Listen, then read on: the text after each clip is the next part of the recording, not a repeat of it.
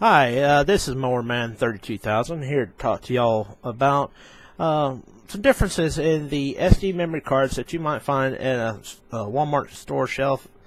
Not saying anything about Walmart. Walmart's fine. But what I want to show y'all here is a couple that I bought here. Two different cards. They're both 32 gigabytes capacity. But there is a difference in each one. If you look here, this one says 50 megabytes per second read.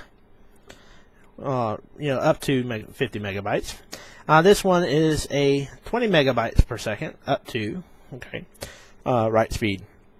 Now, what that means is this one is designed to go as high as 50 megabytes per second, so you can get that high if you want.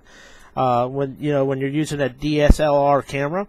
The 50 megabytes, some DSL cameras and video recorders that use SD cards cannot handle, 50 megabytes per second or higher, or even 20 megabytes per second. Some of them only can do less than 20, around 10 or so.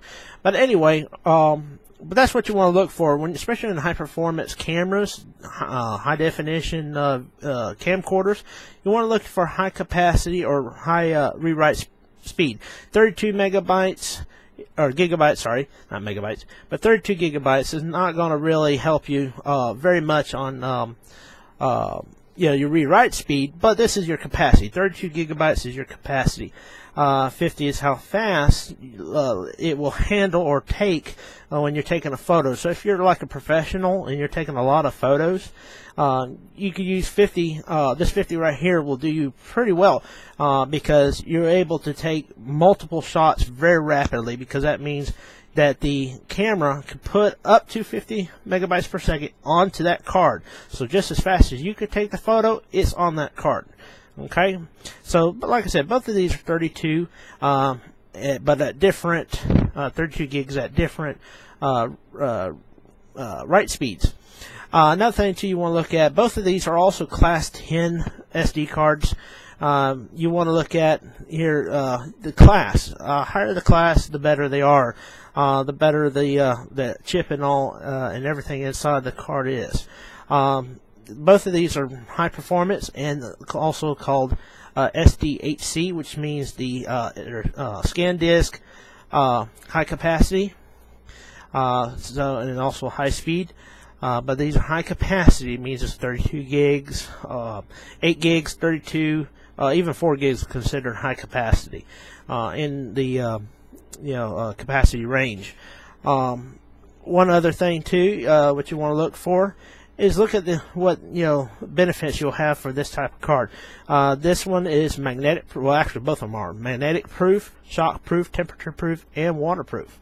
Magnetic proof means if you're taking photos or you have this card in a iPad, if it takes, I don't have an iPad, so I don't know if it takes SD cards or if you can put an SD card in it or not. But that means whatever device you have in it, if you're near anything that produces electromagnetic fields, like generators or anything like that that produces or uses electricity that produces electromagnetic fields, this will not be hurt by it. Okay, shockproof. Now, of course, I don't mean atomic bomb or anything will not affect it. But shockproof.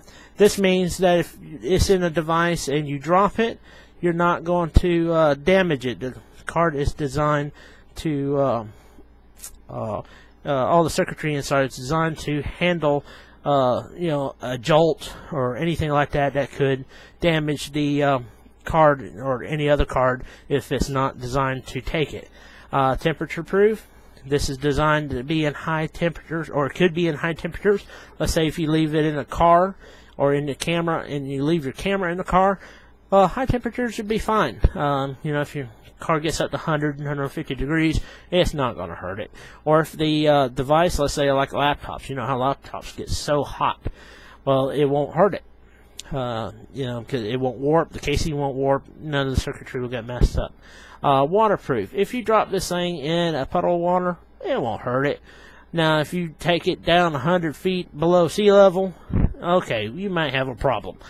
But waterproof, if you drop it, that's fine. Just don't stick it immediately in your camera. The contacts are gold plated, and if you do, you might get that water inside your camera, and then you'll have to send your camera off to have it professionally done at the factory. So, professionally cleaned. Just let this sit. You can stick this in a little bag of rice, make sure any of the water on the outside will be absorbed, and then just wipe it off with a dry paper towel, nothing wet, and you'll be good to go. So anyway, that's things you want to look. And remember too, I know I didn't say it yet, but these things are not great to be used like hard drives. Don't store things in there thinking it's going to be there, 50, 20 years down the road or whatever. These are designed to be used. If you don't, then what happens is, like a battery, what you have in there will run down. And any information and all that you have on it would either be lost or be corrupted where it couldn't be read or distorted so bad you couldn't ever use it. So don't use these in a computer thinking that you're going to store your Windows software or Linux software or an Apple program on there thinking it has a boot disk. It's not designed for that. And anytime you get through taking your photos or whatever you use it for, back it up as soon as you can. Take it out of your camera, put it in a SD card reader, and upload the pictures onto your hard drive. You do not want to leave them on very long. You could put them on there for a few months or something like that, but don't leave them in there too long or you will lose your data. Okay? So that's pretty much it. There's, like I said, there's different ones out there. There's even smaller ones, such as this little one here. This is what they call a micro SD card adapter. The little micro card is actually inside this here.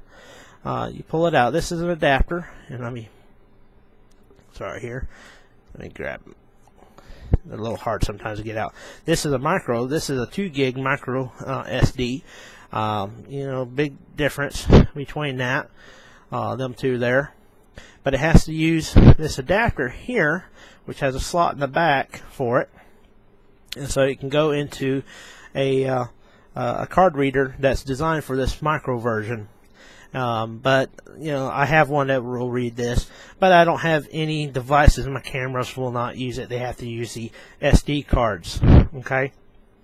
But anyway, that's it for now. I hope you enjoyed this. I hope this was useful. If you have any questions or comments, please post on the bottom of the YouTube here. Let me know if you need any more information. I'll be happy to help. There's a lot of YouTube channels out there that explains it, and I have seen some that, man, it made me so confused. If I was a person that did not know the difference between the SD cards, I would have been lost. But, some people are college professors and they talk that way. Some people are mechanics like me, and I talk my own language. But anyway, hope that helps you for now. This is Mowerman 32000. Feel free to look at any other videos. I have one other on there right now, but I'm hoping to have a lot more. I do astrophotography, so this is one reason why I bought these cards, because I'll be taking a lot of pictures. A lot of pictures. But anyway, so if you have any questions, like I said, post it down at the bottom and leave comments and stuff like that. I appreciate that. Thank you.